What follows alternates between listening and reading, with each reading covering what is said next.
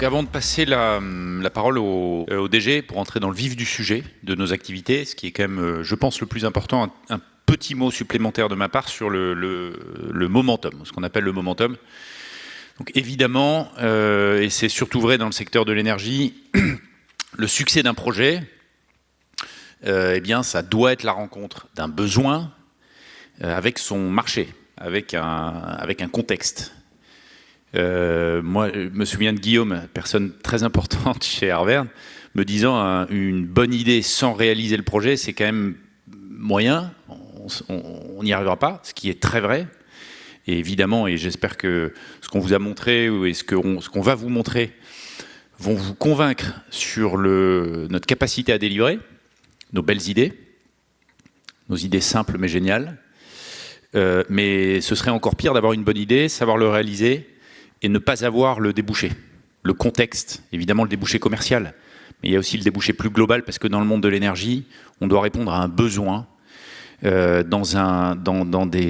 sur des périodes qui sont longues et des périodes qui correspondent à chaque fois à des spécificités de marché, des spécificités qui sont souvent internationales. D'ailleurs, on n'est pas sur un micro-marché en Alsace.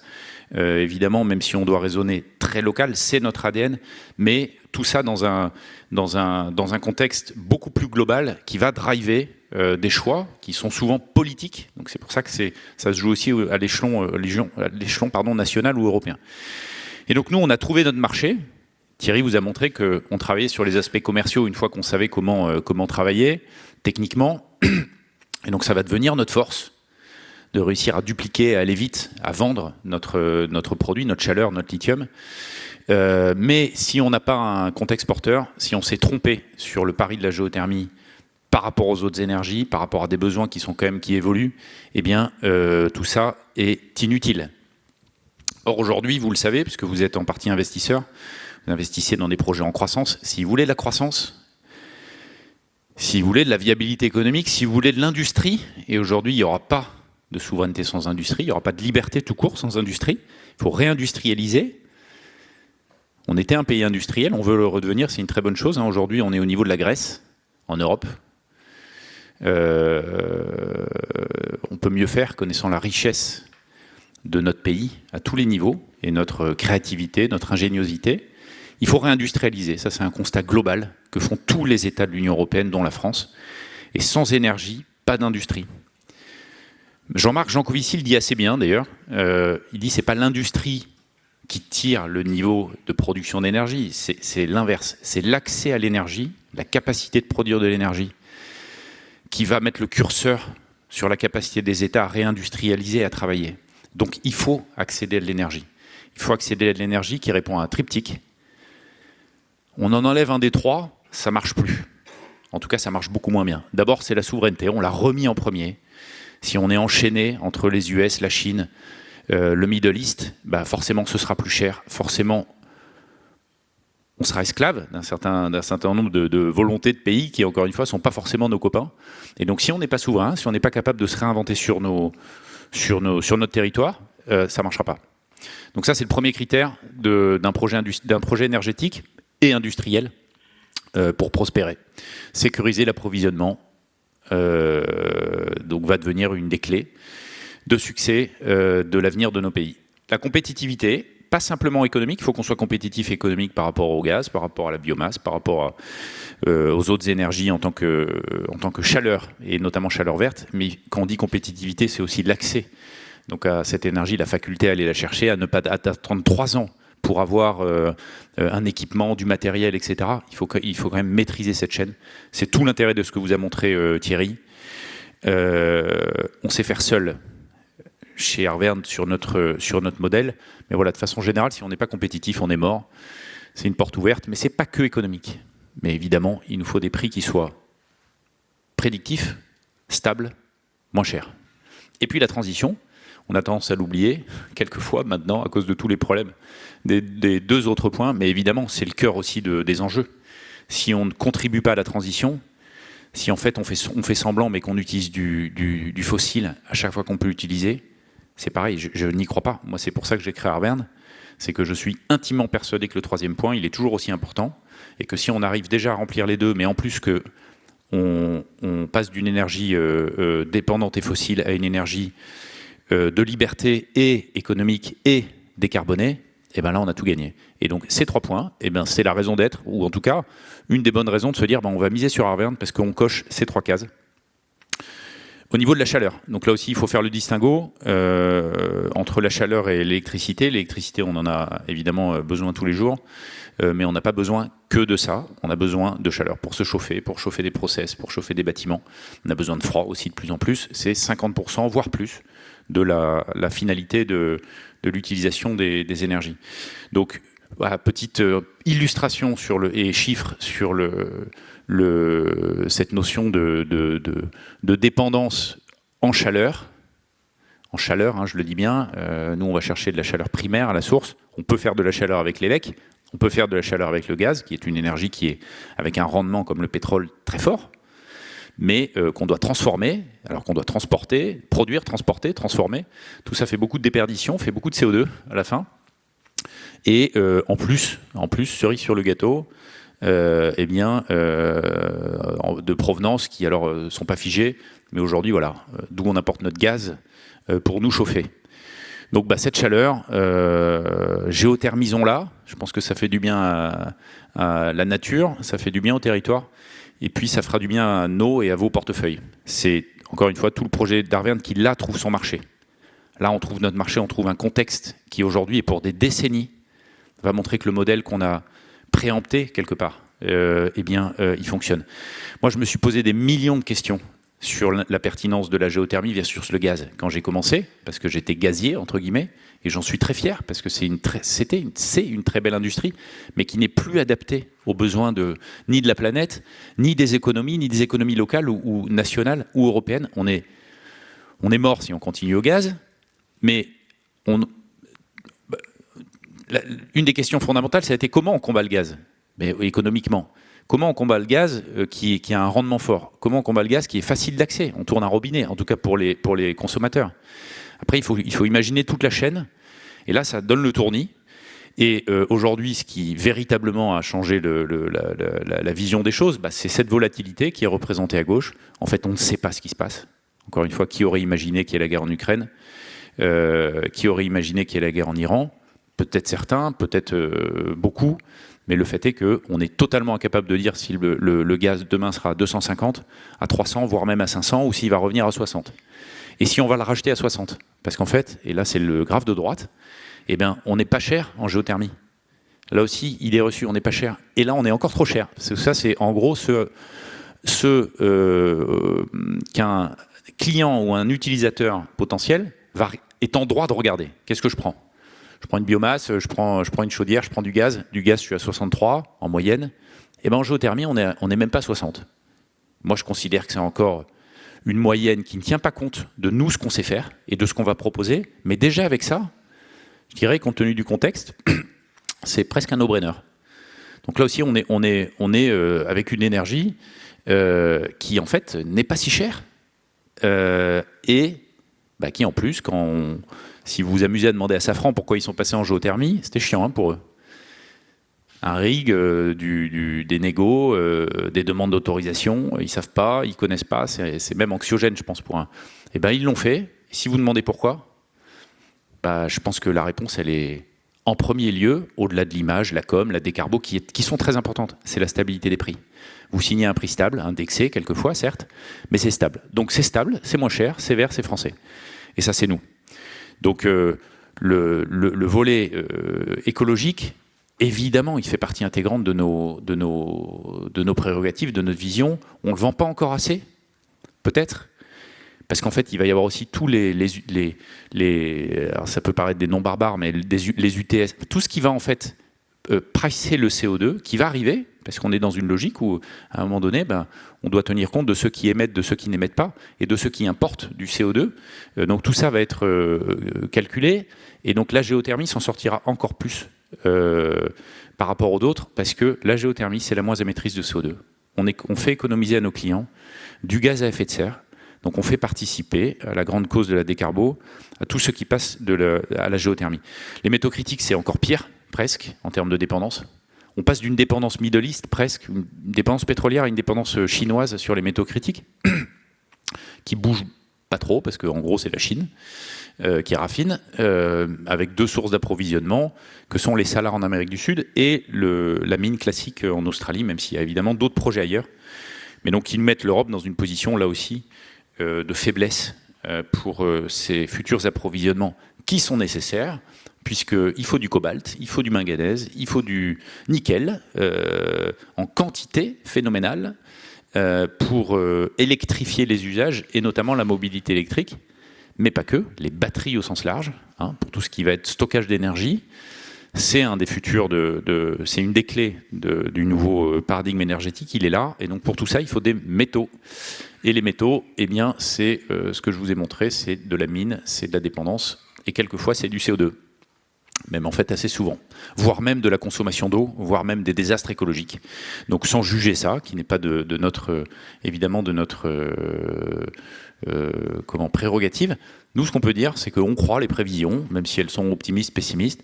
En gros, tous les gens sérieux savent que la vague d'électrification est là, elle mettra peut-être un peu plus de temps, mais on est sur des multiples, 3, 4, 5, quelquefois plus pour certains instituts sur la demande en lithium. Ça va être exponentiel, et donc pour ça, Lithium de France, évidemment, a trouvé son marché, puisque c'est un lithium qui est souverain, un lithium vert, et un lithium probablement moins cher. Si Emeline, tu veux bien expliciter cette slide. Oui, effectivement. Alors, au-delà de l'importance stratégique pour la France de sécuriser nos approvisionnements en lithium, on le sait aussi, ce lithium de Lithium de France ne trouvera son marché que s'il est extrêmement compétitif. Ça reste la clé. Il faut être robuste aux variations de prix du lithium qu'on ne maîtrise pas en France, étant donné que c'est pas nous qui raffinons aujourd'hui à l'échelle internationale le plus le lithium sur la planète. Donc, il faut que ce lithium soit compétitif et robuste aux variations de prix. C'est le cas du lithium Arverne. C'est les résultats ici de l'étude de préfaisabilité qui avait été menée en 2024 et dont on vous avait annoncé les résultats.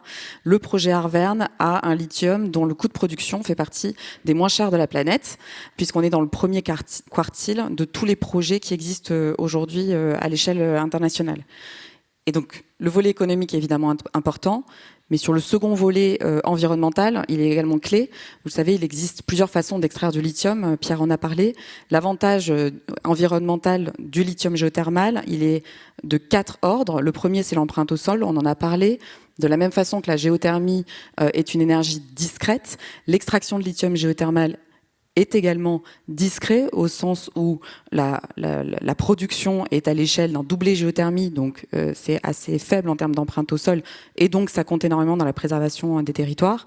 Le second et le troisième, non des moindres, il consomme beaucoup moins d'eau et il émet beaucoup moins de CO2.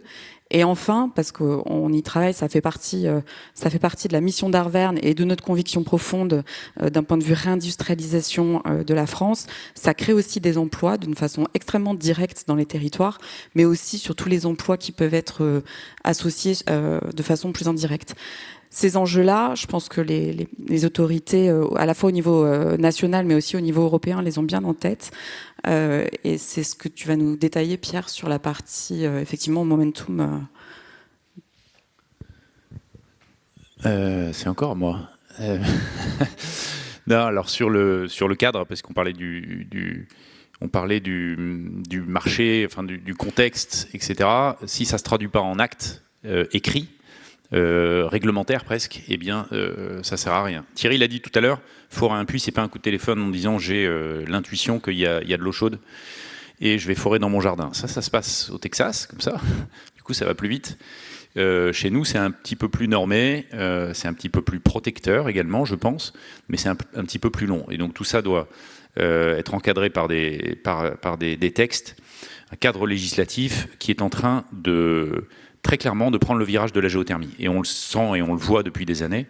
Il se traduit par différents plans qui sont à la fois rassurants, mais surtout utiles, même si c'est pas assez. Et donc on travaille tous les jours avec la filière pour le rendre beaucoup plus pertinent au regard de maintenant la nouvelle PPE, parce que vous allez voir, il y a une traduction très concrète de cette volonté de se géothermiser, mais aussi au regard de ce qu'on voit nous, des besoins des clients, des typologies de clients, là aussi ça peut changer, des besoins de subvention ou de coups de pouce à la maille d'un projet petit ou grand, etc. Donc tout ça évolue. Mais ce qu'il faut dire, c'est que les différents plans d'action, que ce soit celui de Pannier-Runacher ou de Bérou, ont accouché d'un certain nombre de mesures qui sont en train de changer la donne. Un exemple, à la limite, peut-être le plus utile aujourd'hui, c'est le passage, l'éligibilité de la géothermie au C2E, donc qui va permettre réellement de compléter le fonds chaleur, qui lui est une source de subvention. On n'aime pas les subventions, même si on en profite. Pourquoi on l'aime pas? Parce que ça perturbe un modèle qui doit, par nature, être économique. Et nous, on raisonne comme ça. Pour autant, il faut en profiter, parce que si on veut massifier une filière, il faut un coup de pouce. Et ça, c'est l'État, c'est le rôle de l'État. Bon, c'est en train de devenir le cas, parce que le fonds chaleur a été gardé, en partie pour la géothermie, parce que la géothermie est premier dans le mérite order du fonds chaleur de l'ADEME. C'est ce qu'ils préfèrent. Je dirais après la chaleur fatale, parce qu'une chaleur perdue, c'est quand même dommage. Mais donc la géothermie est première, et c'est ce qui a fait maintenir le fonds chaleur, qui j'espère va augmenter, mais ça reste une subvention qui est arbitrée. Et donc les C2E permettent de compléter cette subvention par un dispositif qui, lui, est automatique et calculé sur ce que doivent les obliger pour aider à des économies d'énergie. Et je vous ai montré le bureau. On dépense, le bureau palois tout à l'heure, on dépense 4 à 5 fois moins d'énergie quand on passe en géothermie que quand on reste au gaz ou quand on reste à l'électricité. Donc on est en plein dedans. Donc ça, c'est très bien. Donc ce cadre évolue au niveau français, et puis au niveau européen, il y a même des pays qui sont beaucoup plus en avance que nous et qui tractent, on va dire, la géothermie. Il y a un grand plan géothermie qui va sortir dans les prochains mois. Des pays qui sont très très en avance. Donc on a quand même des proxys, on a des comparables comme la Suisse, la Hollande, qui se sont géothermisés, qui font beaucoup plus de géothermie qu'un pays 20 fois plus grand. Et puis en géothermie profonde, la Pologne, la Hongrie, la Turquie, l'Italie, évidemment, l'Islande, qui là aussi ont un petit peu d'avance, mais moins de potentiel que la France. Donc on a un potentiel, nous, technique, comme je le disais, accès au métier, et on a évidemment un gros potentiel ressources. C'est ce qui fait la pertinence du modèle. Et sur les métaux critiques, alors les métaux critiques, hier, ou avant-hier, mardi, a eu le lancement de France Batterie, qui n'est que on va dire la matérialisation d'une volonté à la fois politique et européenne, enfin nationale européenne, de transformer ce qui, le CRM Act, le Critical Raw Material, dans des plans locaux, nationaux, etc., qui vont se décliner dans les pays en fonction des forces et de l'industrie et de la typologie des acteurs, avec à la fois des supports européens et des supports français. Voilà, donc là c'est France Batterie, c'est le CSF, le comité stratégique de filière, qui a mis ça en place, avec un certain nombre d'acteurs, je crois 70, autour de la chaîne de valeur. Donc c'est qu'un exemple, mais voilà, il y a des choses tous les jours, là c'est récent. Donc le lithium et les métaux critiques n'ont pas été oubliés sur l'autel de c'est plus facile d'aller en Chine ou en Australie, où le gaz est pas cher. Non, il y a quand même des choses, même si on voudrait que ce soit toujours plus palpable et plus rapide. Et chez nous, l'exemple le plus concret, c'est l'octroi du C3IV, à hauteur de 150 millions d'euros quand même, évidemment avec une façon d'en bénéficier propre au projet, qui est quand même une preuve tangible de la matérialité de ces plans.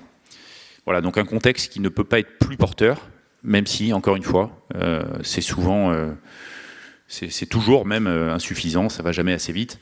Enfin, pour autant, pareil pour la PPE, qui pour le coup a un peu traîné, eh bien ça y est, on a enfin une géothermie à 2 chiffres, avec 25 ou 27, je ne sais plus, TWh prévus en 2035, là où aujourd'hui nous sommes à 7 TWh. Alors pour ceux qui manipulent les TWh, aujourd'hui il y a 400 TWh de gaz qui rentrent en France, avec les proportions que je vous ai montrées tout à l'heure, avec ces fameux méga contrats qui arrivent de gaz de schiste des US. Enfin, quand on s'intéresse un peu au sujet, c'est assez vertigineux, et un petit pourcent de la géothermie qui pourrait quasiment remplacer le gaz. Donc la question, c'est qu'est-ce qu'on attend? Réponse de la PPE, on va y aller. On va y aller progressivement. Et le 27 TWh, c'est une traduction, enfin, de la volonté des parties prenantes d'y aller. Donc nous, notre objectif, pour rappel, on en parlera sans doute tout à l'heure, c'est on parle en térawattheure, 3-4 TWh. On a un pipe aujourd'hui qui est plus important que ça. Mais donc il y a de la marge et pour autant on va devenir l'acteur qui, en quelques années, prendra le plus de place en géothermie. Voilà, donc il y a un boulevard pour la croissance. Il y a un boulevard pour une croissance qui est verte, une croissance qui est vertueuse, une croissance qui est économique. Un futur, un demain qu'on voit évidemment très vert avec votre concours et votre aide.